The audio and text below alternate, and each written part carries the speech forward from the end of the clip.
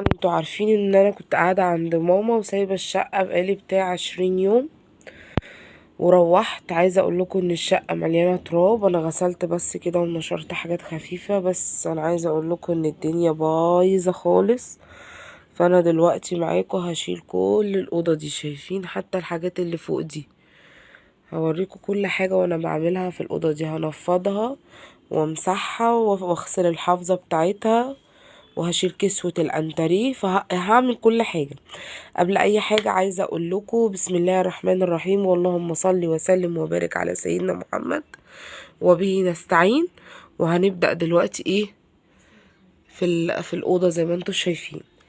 هبدأ بايه؟ هبدأ الاول اشيل الغسيل وارجع لكم. كده خلاص اهو يا حبايب قلبي، انا شلت الغسيل كله زي ما انتم شايفين، طبقته وشلته ورصيته. طب هتعملي ايه تاني دلوقتي يا ام انس؟ هشيل الحافظة دي عشان اغسلها. يلا بينا بقى اشيل الحافظة دي واغسلها وارجع لكم. خلاص كده يا قطاقيط، انا شلت الحافظة اهو.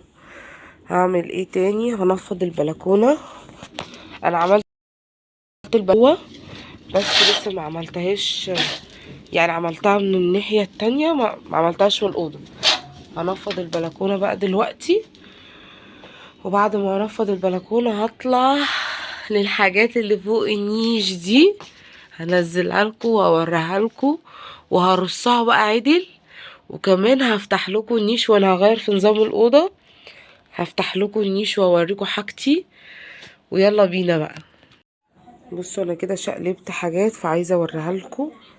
انا هجيب الكنبه دي احطها هنا مكانها، انا كنت حطاها هنا قبل كده في ظهر الحيطه بتاعه البلكونه، فهجيبها دلوقتي احطها هنا. وهحط الكرسيين دول هنا مكانهم برضو، والترابيزه دي بحطها هناك في الوش كده عند النيش. فهنعمل الدنيا. عايزه اقول لكم كميه تراب في الارض بس مش باينه، رهيبه رهيبه رهيبه. انا الاول همسح الحته دي بالجردل بتاعي وهنضفها، ونفضت البلكونه زي ما قلت لكم.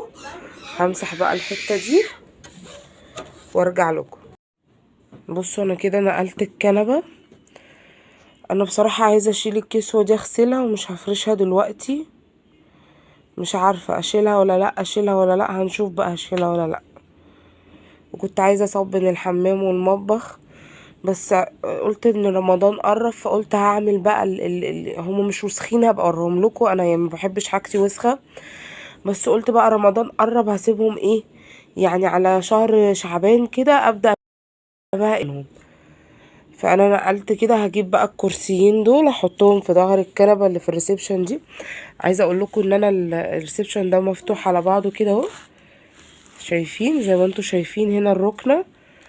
انا سيبني قاعد بيفطر اهو. طمطم طمطم طمطم يا ماما، قاعده بتفطر اهي هي واخوها وعمر اهو زي ما انتم شايفينه. المهم انا دي مفتوحه على دي، انا فاصلاها بالستاره دي زي ما انتم شايفين اهو كده، فاصلاها بالستاره دي اهي، ناحيه منزلاها وناحيه انا هرفع بقى مش هفصلها. يلا بقى ننقل الكراسي وهمسح برضو تحتهم وهنشوف الدنيا. قلعت الكرسيين اهو شايفين. اللهم صل وسلم وبارك على سيدنا محمد وبه نستعين. وفصلت الستارة اهي. هقلع برضو الكنبتين دول. وانا بقلع بنفض. بصراحة هي النفسية تعبانة ومخنوقة، فقلت لازم أنا اجدد كده واغير شوية في الشقة. انا عايزة زي ما قلت لكم كده بقيت الكنب والورد دوت اغسله. عموري ايه؟ قولوا لهم اعملوا لايك، اعملوا لايك، قولوا لهم يعملوا اشتراك في القناة. اعملوا اشتراك في القناة.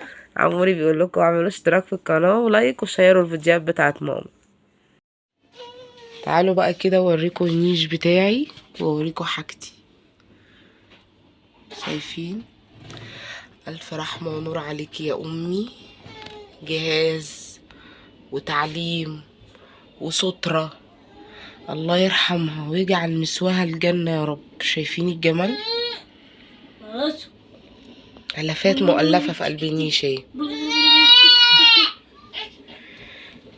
لا طبعا مش هشيله لطمطم دي، تقولي شيلهولي يعني؟ لا لا لا لا. شايفين ده طقم شاي.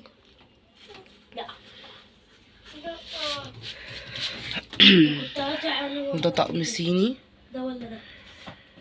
ودي الصواني التقديم. شايفين الحاجة عاملة ازاي؟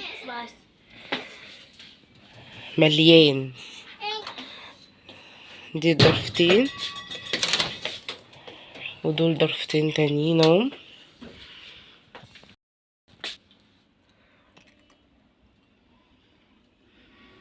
ده طقم كاكاو وده طقم شربات اهو زي ما انتوا شايفينه بالكاسات بتاعته. ده طقم قهوة. طقم قهوة سوري. طقم قهوة والبراد اهو.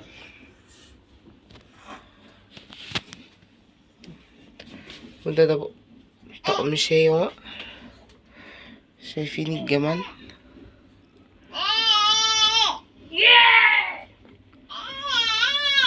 انا داخله بطقمين شاي اهو.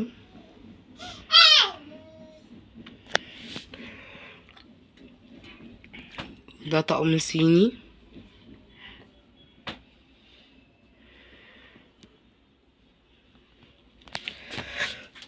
وده اكروبير. ودي بتاعة الشوربة. وده طقم اكو بايركس اهو برضو. ده طقم سمك. دي حاجتي كويسة زي ما انتوا شايفين. هنطلع بقى للحاجة اللي فوق دي، يلا بينا. انا نزلت كده الحاجة اللي فوق النيش اوريها لكم.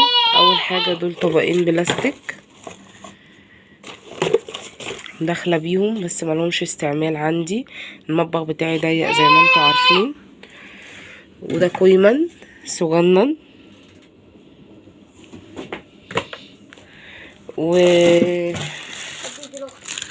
وديت بتاعه المفاتيح، اختي حبيبتي ام محمد كانت جايباها لي، ما عنديش مكان برضو علقها.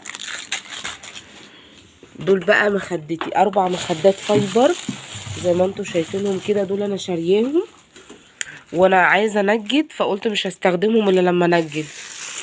دول كل 2 مع بعض اهي، ادي 2 وادي 2 تاني اهو. طيب في ايه تاني؟ لقيت مناديل، حاجه حلوه. ايه تاني؟ ولقيت علب التلاجة دي بتاعتي، كنت بستخدمها في التلاجة بس شلتها، اللي بحط فيها الخضار. دي علب بغطيان اهي، شايفينها؟ بحط فيها الطماطم، الخيار، البتنجان، الليمون. دول كام علبة؟ 1 2 3 4، 4 علب. كنت جايبة العلبة تقريبا ب10 جنيه او ب7.5. ودول كمان سبتين جايباهم عشان احط فيهم الفاكهة زي ما انتوا شايفينهم كده، شكلهم حلو قوي. انا عندي طقم حلل ألمونيا اللي انا بطبخ فيه، بس بصراحة الحلل الكبيرة بتاعته ما استخدمتهاش، فكنت واخدة الحلة الكبيرة اللي انتوا شايفينها دي من والدتي للسليق الحاجات. الف رحمة ونور عليها. في ايه تاني؟ في لصيفر قديم دوت، لقيت بتاعة مناديل، ولقيت مناديل مطبخ كمان ملزقة. ودي بقى شنطة فيها حاجات، تعالوا اقول لكم فيها. بصوا انا فتحت الكيس اهو. دول 6 علب، دول 3 ودول 3. دي علب تلاجة انا كنت جايباها ال3 ب10 جنيه زي ما انتوا شايفينهم اهو. بس المشكلة ان انا ما عنديش مكان في المطبخ. ودي زي ما انتوا شايفينها كده، جبتها بتاع حلو قوي، هي بتحط فيها البقوليات. وكمان انا جايباها عشان خاطر هي ليها غطا، هحاول اطلع لكم الغطا بتاعها. هي المفروض بيتحط فيها البقوليات وبندلقها من هنا، وده الغطا اهو، يعني مش ساكتين، شايفين؟ ده الغطا اهو. بس انا بصراحة جبتها كمان لهدف البقوليات، والهدف ان انا احطها في التلاجة، احطها في التلاجة واقفة كده في صوبيا، رقسوس، تمر، كل الحاجات دي اهو زي ما انتوا شايفينه. انا جايبة برضو 4. في ناس بتحط فيها البقوليات في المطبخ، في ناس هستخدمها زي ما انا هستخدمها كده. ده انا لقيت حاجات جوه اهي، ما اطلع بقى. استنى، ايه اللي جوه ده؟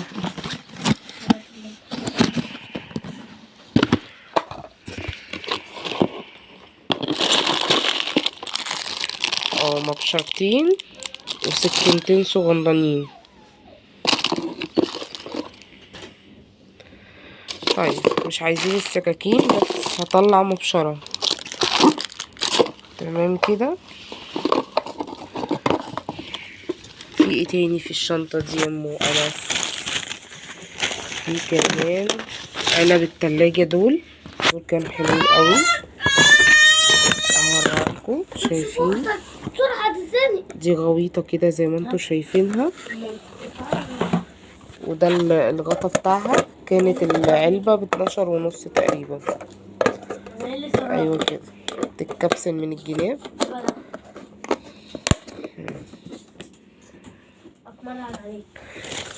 جبت 2 برضو. طيب في ايه تاني؟ الحاجات دي جايباها من زمان قوي، مش مرة واحدة يعني. انا بحب القط كده لما بلاقي حاجة قدامي حلوة. ودي علب تلاجة 4، كنت جايبة الواحدة ب12.5 زي ما انتوا شايفينها كده برضو في التلاجة.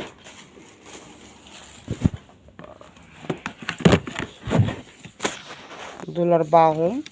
في ايه تاني؟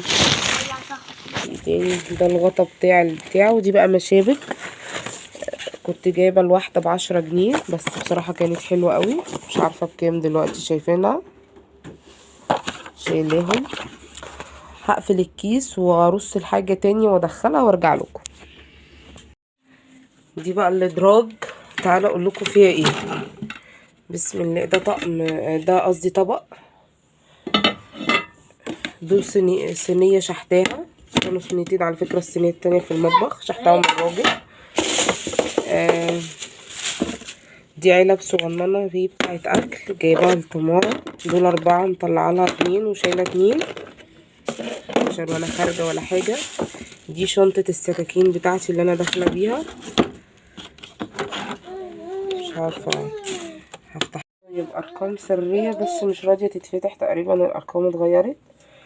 انا من ساعه ما اتجوزت ما استعملتش منها حاجه خالص، غير هي طلعت سكينه صغيره. دي حاجات الاطباق بتاعت النيش، طلعت منها سكينه صغيره وضاعت، فما استخدمتهاش بصراحه في حاجه تاني. كمان الزياتة دي جايباها برضو، بس ما عنديش مكان في المطبخ. المشكلة احط بقى الحاجة كده تاني مكانها. ده الدرج زي ما شفتوا كده. الدرج التاني بقى طنطاويلا يا غراشي، بتاكلي ايه ومراخيره نازلة يا غراشي. ده الدرج التاني اهو. اقعدي كده، اقعدي كده بس نفتح. مش راضي يتفتح، مش عارفه ليه. استني. ده مج حراري يا بنتي، اصبري. ودي لبانه، كنت شارياها بالفرد كده. دي ماركه على فكره، اللبانه دي ماليزي. ودي بتاعت الخل اهي. انا جايبه واحده زيتها وواحده خل. وده طاجن، كنت جايبه ب15 جنيه الطاجن ده. ايه تاني؟ ودي علبة كوبايات اللي هي فيها كوبايتين. ودول 3 طواجن زي ما انتوا شايفينهم اهو، كنت جايباهم من الشروق. عايزه اقول لكم ان ايديا باظت خالص. اي استني اقعد، مش قادره. انا قعدت كده في الارض اهو. دول 3 طواجن. يا ريتني كنت جبت الطواجن المغطيان، كان في ساعتها. جبت دول كان فرق مش عارفه كام. ده مفرش تايه من صحابه اهو. هرص بقى كده، خلاص حاجه تاني.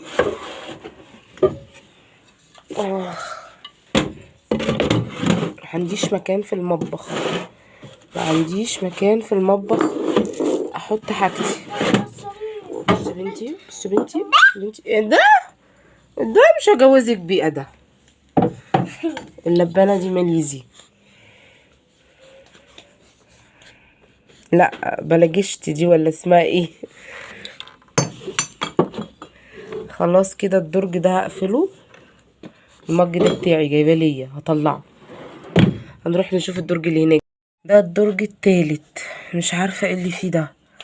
هطلع واوريكم. يلا بينا نطلع في الارض. دي مفارش سوري، دي بتاعتي على فكره، بس انا هحطها محتفظه بالعلبه، ومبستره العلبه كمان بالبسطره. بصوا الطويله ازاي حاجتي. دي مفارش سوري اللي هي متطرزه دي، شايفين الجمال. دي حاجتي بقى بفرشها في الاعياد والحاجات دي، شايفين. انا ماسكه التليفون بايد وبصور بالايد التانية، شايفين الفصوص اللي فيها والحاجات دي. المفارش اهي، هرصها وارجع لكم. المفرش بتاع التسريحه، استنى، شايفين هو مش باين، مش عارفه اوريهولكوا ازاي. امسك كده يا عمر اهو،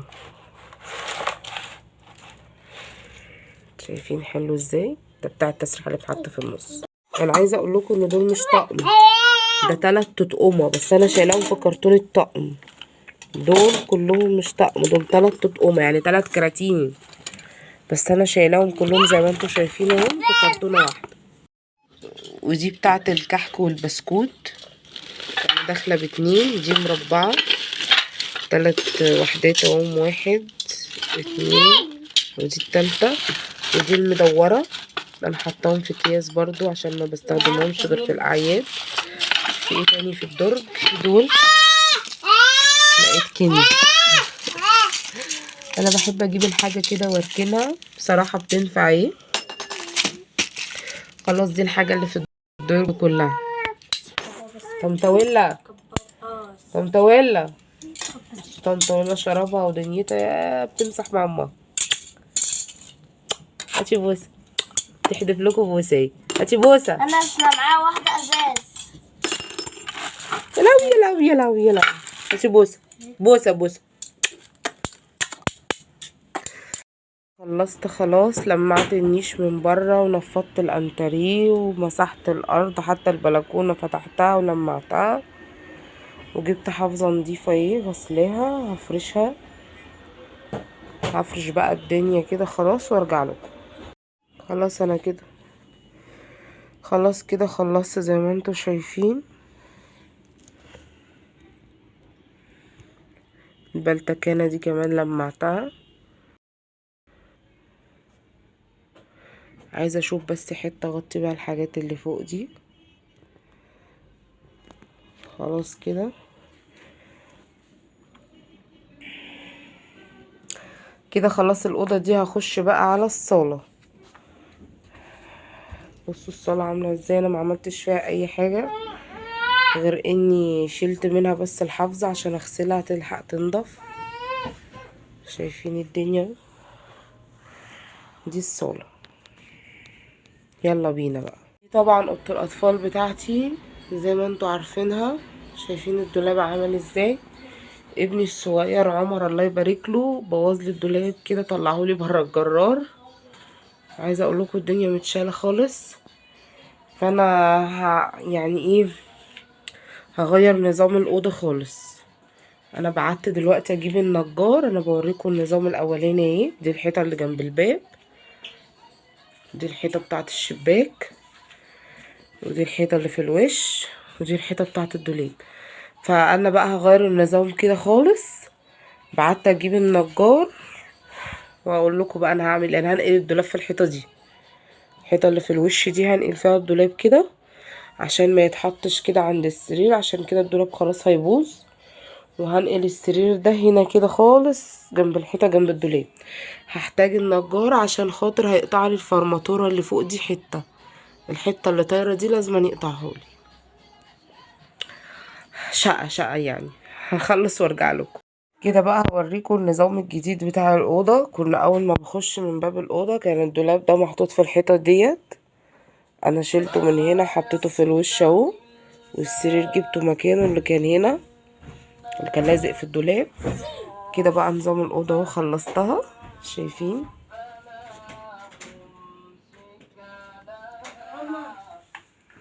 عايزة اقول لكم كده اوسع واحلى.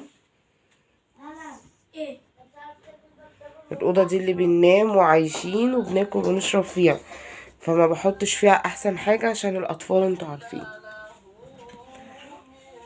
كده خلاص الأوضة دي نطلع بقى على ايه، على الريسبشن. استنى اولع الإضاءة شوية، الإضاءة عندي وحشة وحشة وحشة وحشة. وهنا خلاص برضو خلصت زي ما انتوا شايفين اهو، فرشت الحافظات اللي في الارض دي كلها غسلتها، المفارش ما سبتش حاجة خالص. شايفين الدنيا؟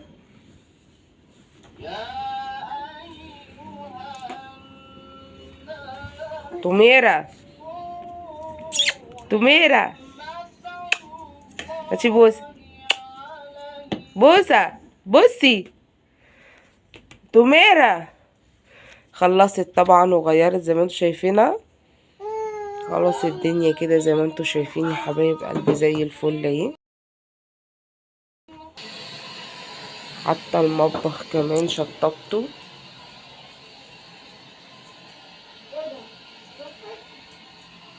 كوبايه.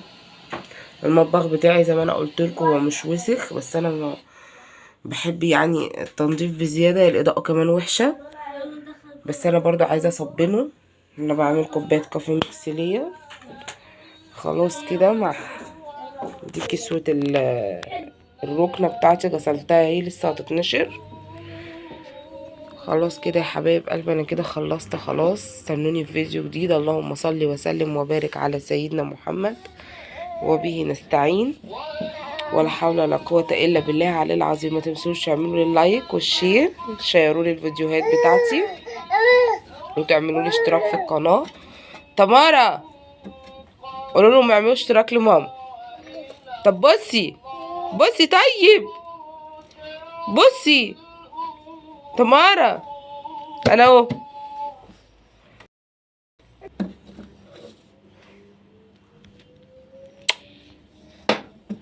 خلاص هي مش عايزة تبص. استنوني بقى في فيديو جديد.